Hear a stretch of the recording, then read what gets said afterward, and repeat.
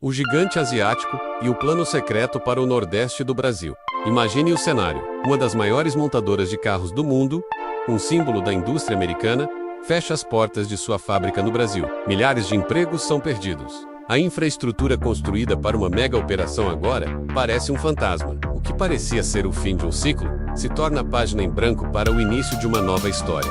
Mas o que ninguém imaginava é que o próximo capítulo seria escrito a milhares de quilômetros de distância, por um gigante que silenciosamente tem expandido sua influência global. Esta é a história de como a China está investindo no Nordeste brasileiro, mas não de forma isolada. É um plano meticuloso e de longo prazo que tem o potencial de redefinir o futuro do Brasil. Uma estratégia que começa em uma fábrica na Bahia, se conecta ao megaporto no Peru e pode, por fim, ressuscitar a indústria nacional.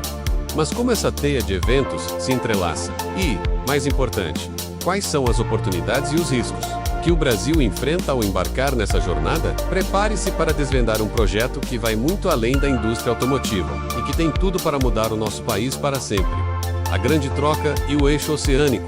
A primeira pista para entender. O plano chinês está em Camaçari, Bahia.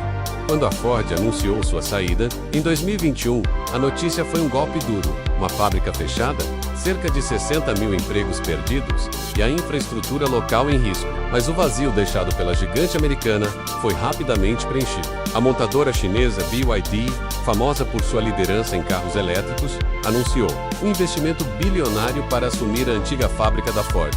Esse não é apenas um investimento comum, é uma metáfora poderosa de uma transformação global. O capital de uma montadora que dependia do motor a combustão está sendo substituído pelo capital de uma empresa que domina a tecnologia elétrica.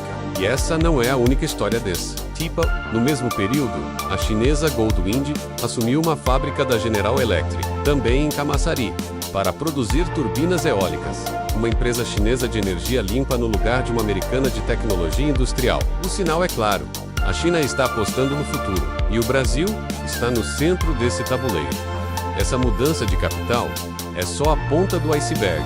Para entender a dimensão do que está acontecendo, é preciso olhar para o outro lado do continente. O megaporto de Xangai, no Peru, foi inaugurado apenas 8 meses antes da fábrica da BYD, um porto colossal que se tornou o maior da América Latina, encurtando o tempo de transporte de cargas da China para o Peru de 45 para 30 dias. Mas essa estrutura de bilhões de reais não foi construída apenas para o comércio com o Peru. A China já deixou claro. O porto é parte de um projeto muito maior, uma estratégia de longo prazo que envolve o Brasil. Uma delegação brasileira visitou a China para discutir, entre outras coisas, a construção de uma ferrovia que ligaria o Nordeste do Brasil, mais especificamente, o Porto de Ilhéus. A apenas 400 quilômetros da fábrica da BYD, menos ao megaporto de Xangai. Para uma obra tão monumental, que o próprio Brasil não tem recursos para bancar, a China se mostra disposta a ajudar, criando uma rota da seda sul-americana, conectando o Atlântico ao Pacífico, a fome por energia limpa e a redefinição do Brasil.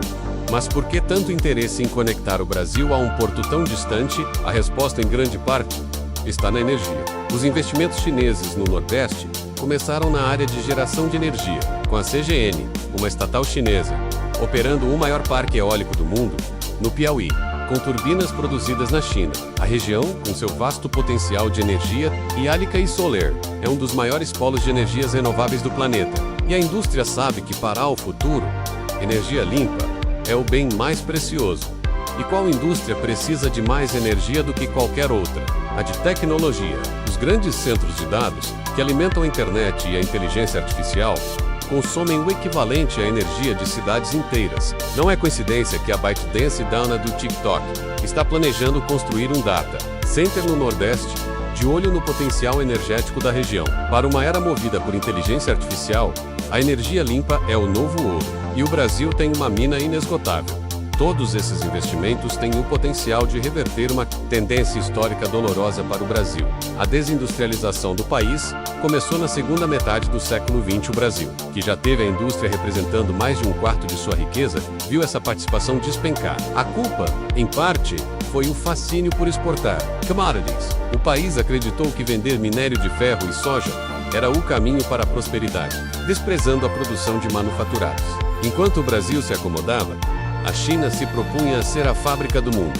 15 anos depois, o Brasil se vê na posição de ter que torcer pela chegada de investimentos chineses para resgatar o que foi perdido. O preço do progresso e o protagonismo nacional. É fácil se empolgar com a promessa de bilhões em investimentos, ferrovias e empregos. Mas toda grande oportunidade vem acompanhada de riscos.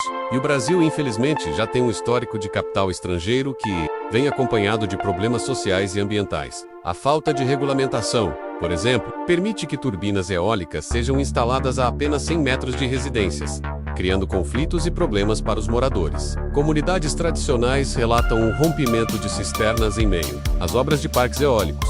Além disso, a exploração trabalhista, um dos lados mais sombrios do capital sem fronteiras, também se manifesta. Em um caso recente, operários chineses foram resgatados de condições análogas à escravidão em uma obra da própria BYD.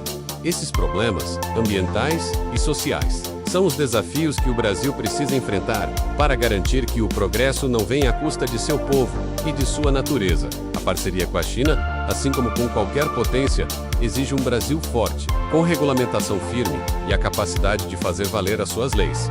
O Brasil tem a oportunidade de reindustrializar, de melhorar sua infraestrutura de transportes e de se posicionar como um éter-cheve na economia global de baixo carbono. Mas para isso, o país precisa parar de perder o bonde da história.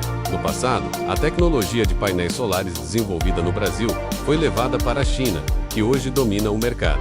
A história se repete? Ou o Brasil finalmente irá assumir o protagonismo de seu próprio destino, garantindo que os investimentos estrangeiros sirvam ao povo brasileiro, com empregos de qualidade, salários dignos e respeito ao meio ambiente? O bonde está passando. O Brasil vai subir? O que está acontecendo hoje no Nordeste é mais do que uma série de investimentos e uma oportunidade única, um divisor de águas para a economia brasileira. Mas a pergunta final é: o Brasil está pronto para ela? Estamos preparados para negociar de igual para igual, para exigir o respeito às nossas leis e ao nosso povo? O bonde da história, que o Brasil perdeu tantas vezes, está passando. Desta vez, ele tem a bandeira da China. A parceria com os BRICS é a nossa chance de escrever uma nova história, de reverter décadas de desindustrialização e de finalmente nos tornarmos protagonistas. A hora de torcer e esperar acabou. Agora é a hora de agir. E para você, que assistiu a esse vídeo até o final, qual é a sua opinião? O Brasil deve abraçar essa oportunidade sem hesitar? Ou pisar com cautela para não se tornar apenas um provedor de matéria-prima para o mundo? Deixe seu comentário e não se esqueça de se inscrever para não perder os próximos vídeos.